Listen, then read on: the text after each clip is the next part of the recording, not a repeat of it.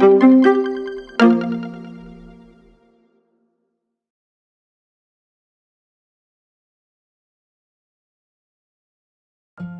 name's Jacinta Elston.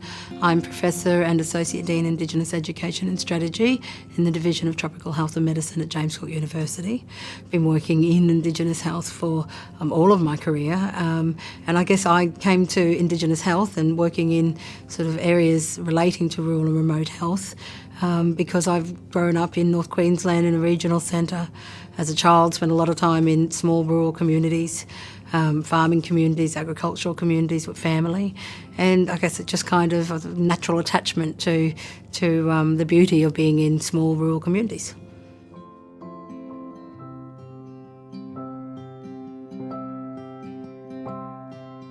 The difference about working in rural and remote communities from the context that I'm coming at this from is really about the Indigenous health aspects of it. It's the fact that when you're working in rural and remote communities, you're going to see Aboriginal and Torres Strait Islander people at a much higher proportion than you will if you're working in large urban centres. Large urban centres, you might not come across many Aboriginal and Torres Strait Islander people at all in your hospital care system, but in rural and remote communities, they'll make up the larger proportion of people that you'll see and you'll care for.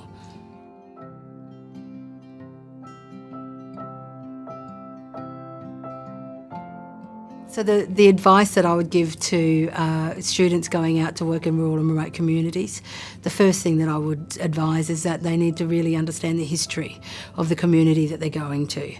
They need to understand the history of what's happened to Aboriginal and Torres Strait Islander people in this country as a whole since settlement, the policies and the government processes, the acts of genocide that have happened and impacted on people and communities. But that's happened at a global kind of national level.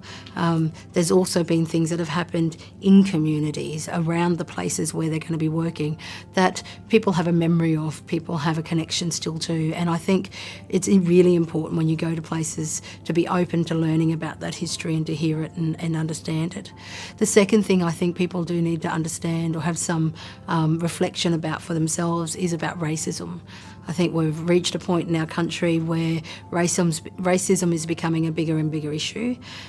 We can see through the Adam Goodes saga, the impact that this is having on society. You can't go to a barbecue and have a conversation about things like Aboriginal people without there being comments made. Where do you stand on those comments when they come up? A good place to start would be to have a look at Stan Grant's recent speech at the Racism IQ seminar series that was held at Sydney University in the end of 2015, and he makes some really important points about how we as Australians all embrace our history together. And I guess the last thing is that I think people do need to be willing to ask for help when they get stuck, when they're feeling lost or isolated. Rural communities, there's a lot of connection and connectedness. But if you feel you're outside of that and you don't understand things, look for help, ask a mentor, look to the leaders and ask for advice.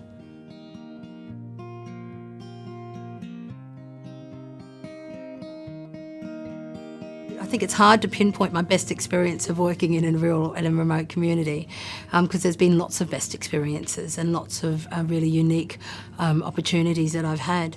But I think if there was one great thing that's come out of the couple of decades that I've been working in this space, it's the relationships and the connections to people. It's knowing that all around the country I've got relationships, friendships, associations that are real and meaningful. They're relationships that have lasted a test of time.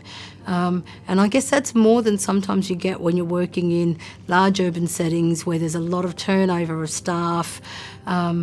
People who work in these areas are committed to the cause and they're there for the long term often. And so relationships and connections to people, that's amazing. And then on top of that, you've got opportunities to sit sometimes in really beautiful places quietly, at the side of one of the mountains up out in the sort of Lake Argyle region of Kununurra, where there's nothing in sight except for bush and hills and then the land and the water.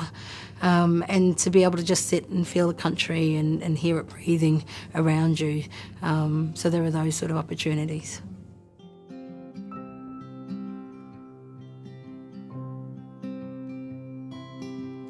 So I think for me, one of the big aha moments in working in Aboriginal health and rural remote health has been probably the first time that I went to the Thursday Island, to the Torres Strait. And I was only going there from North Queensland, but, you know, it was a saga to get there. You'd spend a whole day, you'd be on a plane, then you'd get on a bus, and then you'd be on a ferry.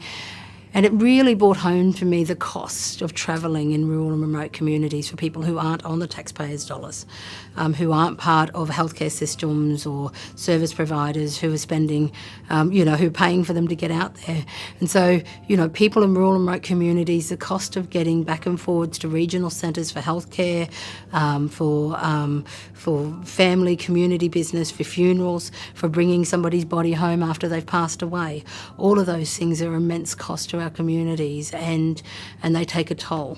And people make choices about whether or not they will get care based on those costs often, and based on what their families can afford. And so, you know, we've got to remember that a lot of people living in rural and remote communities, particularly the Indigenous people, have poor education standards, poorer opportunities for employment, often living in greater situations of poverty.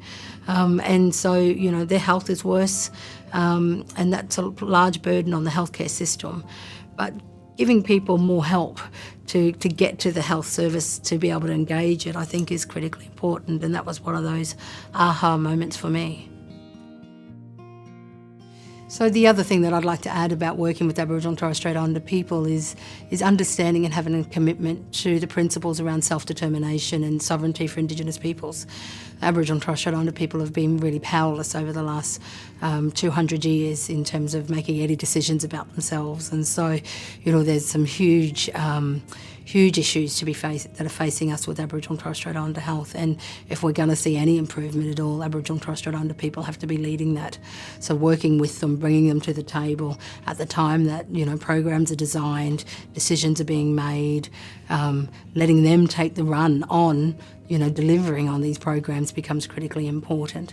And so I think, you know, for any health service provider in the future, understanding that we won't go anywhere as a country in improving Indigenous health unless we have this, you know, being achieved in partnership with Aboriginal and Torres Strait Islander people.